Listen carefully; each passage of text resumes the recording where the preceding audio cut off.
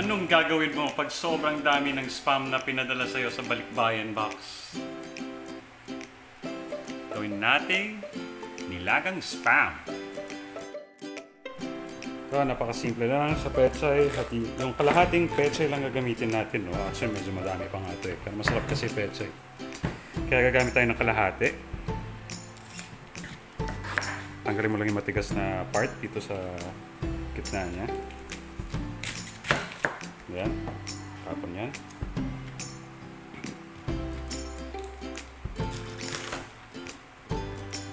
Tapon din yan. Okay, so wrap shop lang ganito kasi ilalaga na naman natin siya. Ganyan.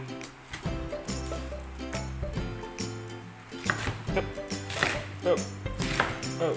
Itong dito sa medyo matigas banda, hatiin pa natin para mabilis maluto. Sa patatas, i-cubes natin. Bali, simulan muna natin ng pahaba. Hatiin muna natin sa gitna. Sa gitna, para pantay. Na ulit. Na ulit yan. Sa laging gitna, para pantay. Op. Op. Op. Ano yan?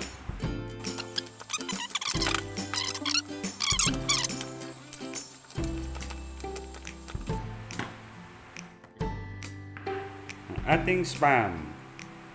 So mas gusto ko yung yung original niya, hindi yung less sodium. Pero maalat pa rin siya eh. So kahit hindi natin masyado timplahan to, titignan natin mamaya kung ano na yung lasa niya bago natin timplahan. So gagawin lang din natin siyang kasing size ng patatas, cubes lang din. Ganyan siya.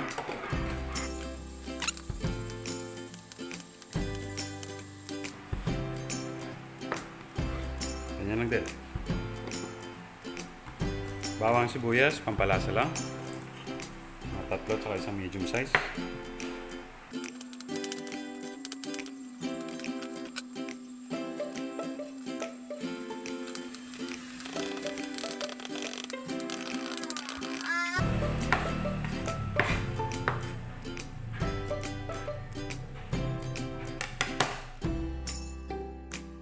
Panahon ng pandemya ng COVID, napaka-perfect na tong recipe na to, no? Para medyo nakakatipid tayo. Actually, hindi naman kailangan spam. Pwede kang gumamit ng maling. So, ganito lang din gagawin mo. I-cubes mo lang din siya. Tapos siguro mas titimplahan mo lang kasi mas maalat ang spam kaysa sa maling. Tayo mga Pinoy, no, medyo madiskarte tayo pagdating sa mga pagtipiran. Meron tayong mga kakaibang mga luto paggamit ng mga delata. So, isa na to sa mga paraan na natutunan ko dati. Ang maganda dito, no, hindi na kailangan pakuluan na matagal kasi malambot na to. So, napakadaling lutuin. Tara! Pag nilaga, normally, pwede mo namang i-diretso na lang sa sabaw, pero ako kasi gusto ko siyang ginigisa para yung spam natin hindi sobrang lambot, meron siyang mga crust sa outer edge niya. So, igigisa natin yung spam ng konti bago lagyan ng tubig. So, syempre yung bawang sibuyas. Unahin natin yung sibuyas, as usual.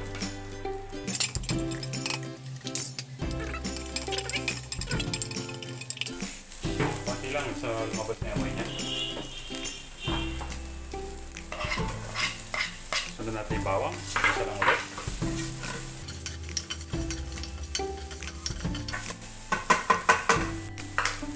Okay, tapos lagay muna natin yung spam. Spam lang muna.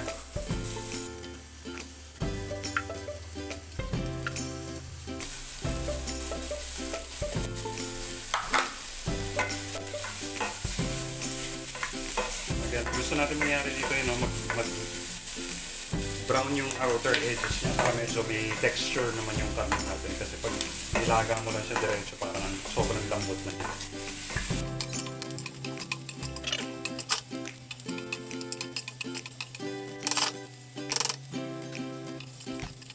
Ayan, para lang hindi rin siya masyado maputla pag nilaga na natin diretso. So, lalagyan na natin din yung patatas. Kasabay na yung tubig.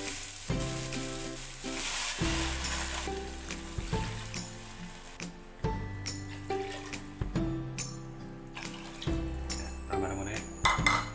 Timplahan na rin natin ng isang kutsarang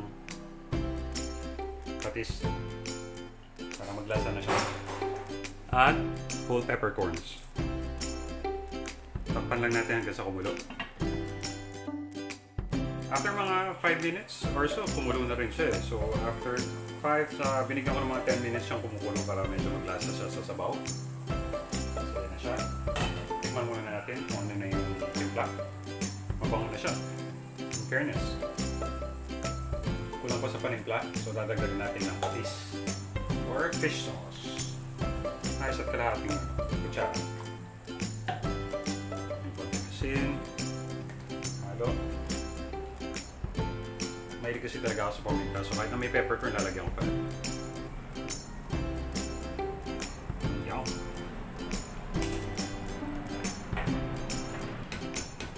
Maglalasa pa naman yung repolyo natin mamaya.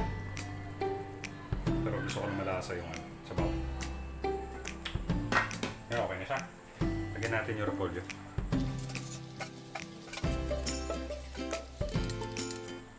So, sandali lang yan, mga 5 minutes siguro. Okay na.